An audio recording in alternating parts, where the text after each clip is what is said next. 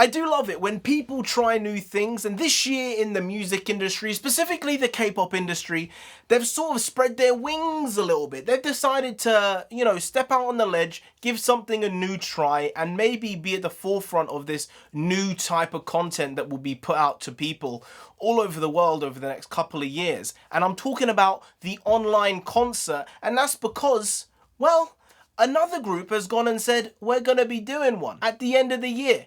December 27th, might I add. You know, I don't know why at that point you wouldn't have said it's on New Year's Eve. I'm sure a lot of people would have been like, I ain't doing anything on New Year's Eve this year. I'm not going to a club. I'm not going to a bar. I'm not getting messed up. It's not really the year to do that, maybe. Maybe for some people it is.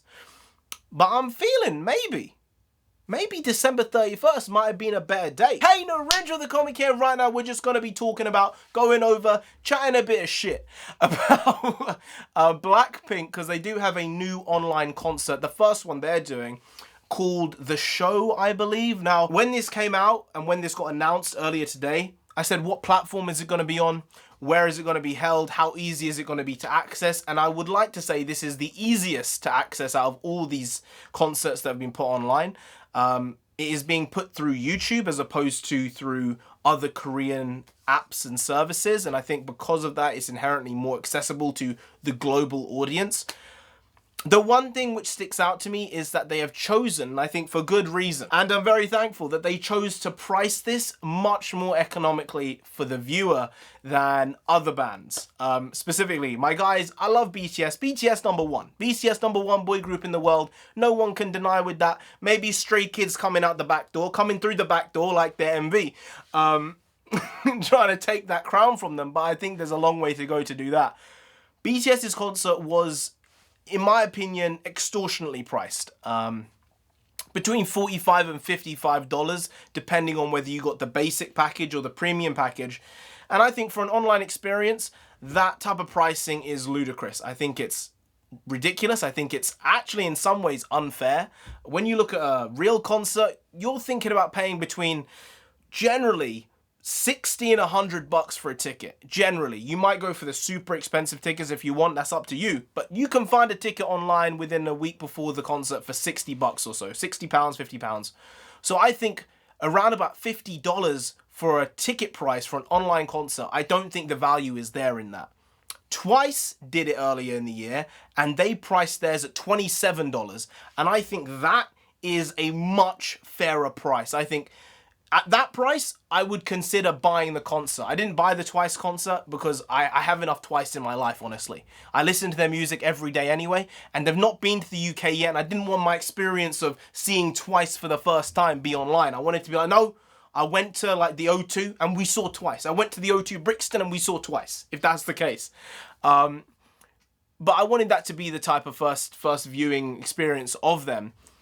With Blackpink, they've gone in between the two prices, and I think that's a good thing. They started at $30 apparently for the basic package and $40 for the premium one, and at that price level, I think we're kind of finding a balance here between a real experience in concert and an online experience. And I think down the line, these things will be more common. A lot of people will be doing them, even after, you know, the pandemic times. That sounds like a weird newspaper, you know? Maybe it just tells conspiracy theories and stuff. But I think these types of concerts might be here to stay, especially when artists can't go to every single country in the world. There are almost 200, maybe over 200 countries in the world. When you do a world tour, you're not going to be going to all of them. You're going to be going to like 20, if that. Like, that's a lot. Maybe 20, maybe more, maybe less.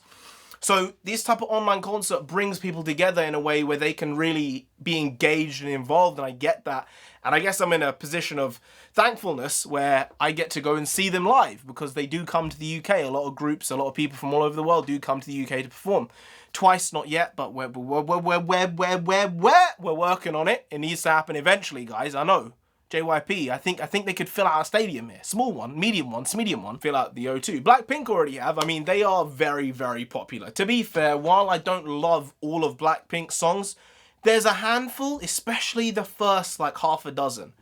They were absolute tracks, but that's just my opinion. Obviously, not to compare and contrast, even though we're taught to do that our entire lives.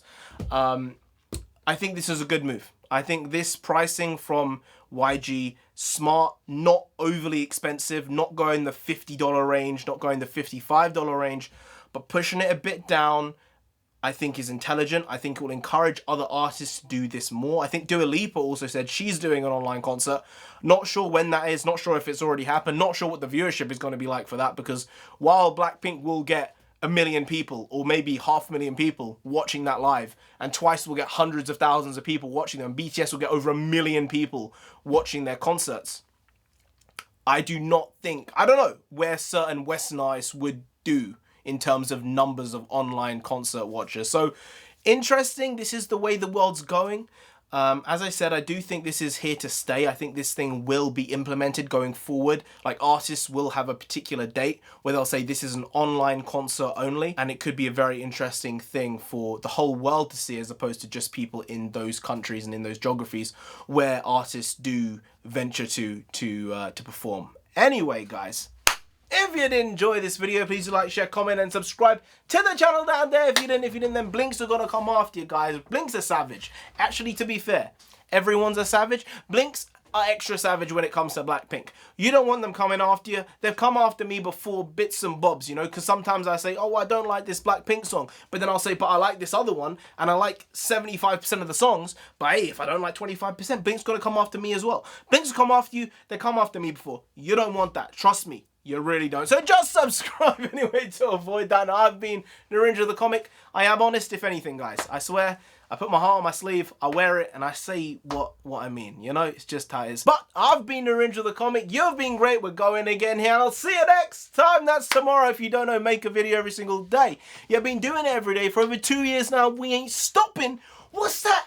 We ain't stopping till we get 10,000 subscribers. So do subscribe. Pop back again tomorrow for some more quality shitty content, because we're hashtag never not here. You know how it goes, guys. You know the gist, you know the vibe, you know the jibe. I'm gonna be saying, I'm gonna be talking, I'm gonna be spouting about some bakwas now. And if you don't know, bakwas means nonsense in Punjabi. And we also have that here in buckets, in spades, by the bathtub. We bring the bakwas. So see you tomorrow. More bakwas, more nonsense then. And maybe, just maybe, you'll like it. See you tomorrow. Skadoosh.